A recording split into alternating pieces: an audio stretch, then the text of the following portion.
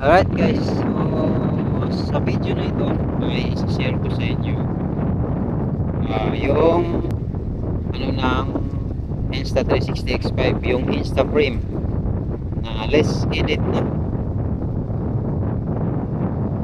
Tinatamad kang mag-edit, so ayan,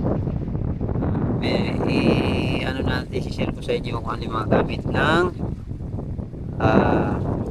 Insta Frame. So punta lang tayo sa Insta Frame. Insta Frame 2.0. Okay.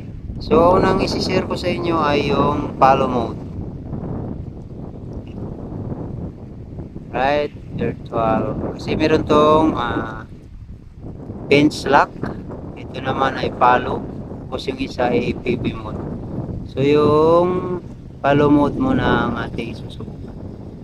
Okay. So, ayan. Itatrack natin ang ating sarili. Layo lang tayo. Okay. Na-track na tayo ng yan. So, ipi-play lang natin yan. So, ayan, nagtatrack naman tayo. Ayan. Alright, so, tracking na. So, i-play natin yan. Yan, playing na. So, makikita natin to green. Pag naka-green, ibig sabihin ay natatrack pa tayo. Okay, so, trust tayo. 1, 2, 3, 4, 5, 6, 7, 8, 9, 10, 11, 12, 13, 14, 15. So ganyan kalayo. 15. Nakikita ko pa yung green. So nakikita nyo pa ba ako dyan? Nagtatrack pa ba? Yan. Yan. Natatrack nyo pa ba ako? Ha? Okay. 16. Ganyan. Green pa rin. So hindi ko na masyado makita yung green. So hindi na tayo lalayo ng sobrang layo. Ayan. Kita nyo naman. Oh. Tatrack tayo. Kung mahilig kayo sa camping, ganyan. May gagawin kayo dito. Kahit paikot-ikot kayo ng Insta360. Ganyan. O pwede itong magandang gamitin to. Right? So natatrack niya tayo. Okay, dito tayo sa kabila. Tingnan natin. Yun. Tatrack naman. Ito, ikot tayo sa may nyog, daan. Yun, natatrack pa rin naman kahit dumaan tayo sa nyog. Right? Okay, so paikot na tayo. Dito. Yan.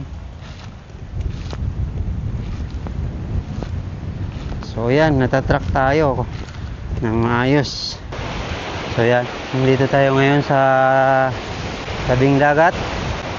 Yan, testing natin kung sumusunod-sunod ba yung ating ang ating camera sa atin.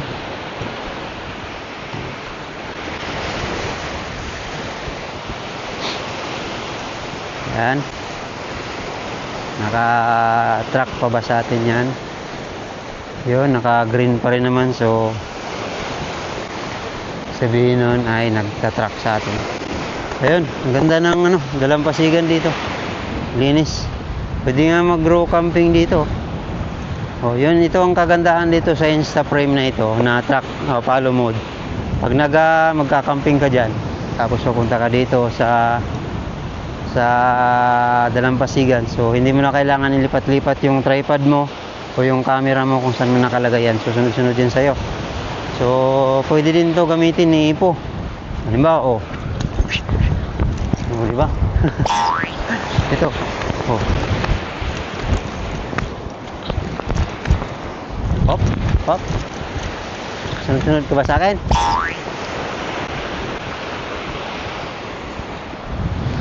Diba? So, ganun kalayo. So, kanina binilang natin 15 steps.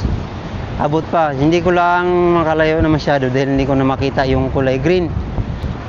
Dito kasi sa ating Insta360, pag kulay green pa siya, ay ibig sabihin natatrack ka pa niya. Kagandahan nito kung halimbawa ganito, nagdi-DIY tayo, may ginagawa tayo dito. Halimbawa papalit tayo, i-install tayo nitong top box, or meron tayo, o nagre-review tayo ng nagre-review tayo ng motor. Ang kagandahan doon ay pwede tayo mag-ikot-ikot. Yan. Ito tuturo natin. Tapos ito, yan. Yun, mga pinalitan natin to. Meron siya naka-disc brake tayo, ganyan, di ba?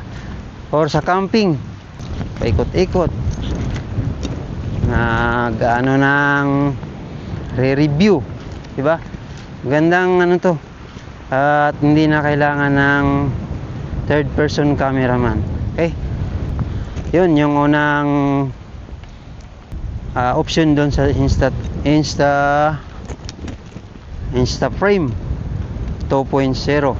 So yung pangalawa naman ay yung pitch lock. Dalag tayo sa video. Tapos punta tayo sa Insta Frame.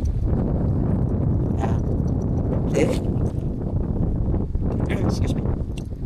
Then itong nasa baba. Yan, sa baba. Tapos pitch lock tayo dito. Kasi yan, nasa tayo, follow mode. So, sa pitch lock tayo. Itong nasa tagiliran. Pitch lock. Yan. Okay? So, ang purpose naman yan, yung pitch lock. Pitch lock tayo So, ang nung pitch lock ay ganito. Halimbawa, kahit itagi-tagilid, tingnan nyo, itatagi-tagilid ko yung yan, nakatagi-tagilid yan yung ating camera. So, ginaganon-ganon ko yan. Okay. So, ipa-plus ko sa inyo mamaya-maya yung capture nitong ating video. Kasi, hindi siya, kumbaga, balance yung kanyang capture ng video. So, parang kung sa action cam ito ay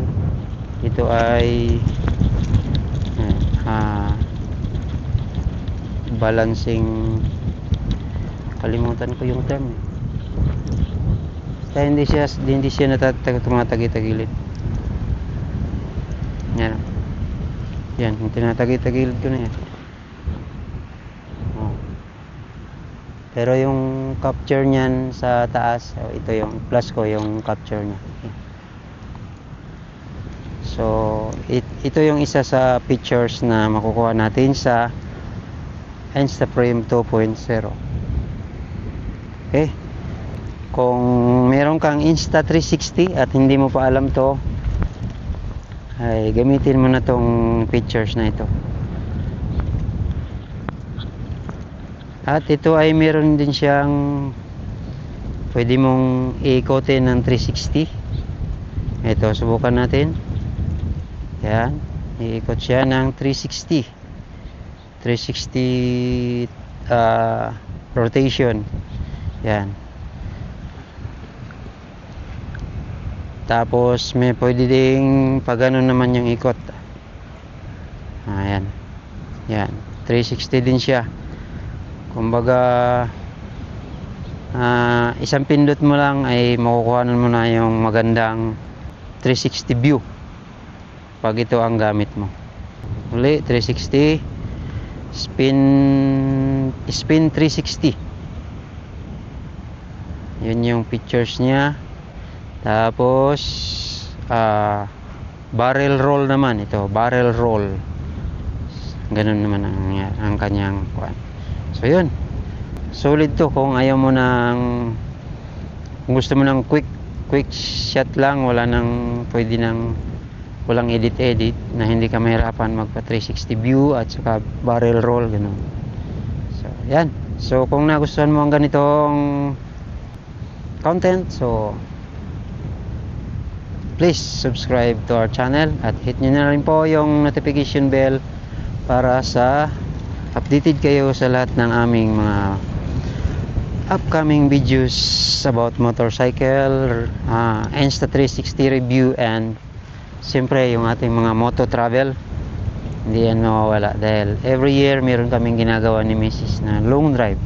Kaya samahan nyo kami po at isi-share namin sa inyo lahat yun.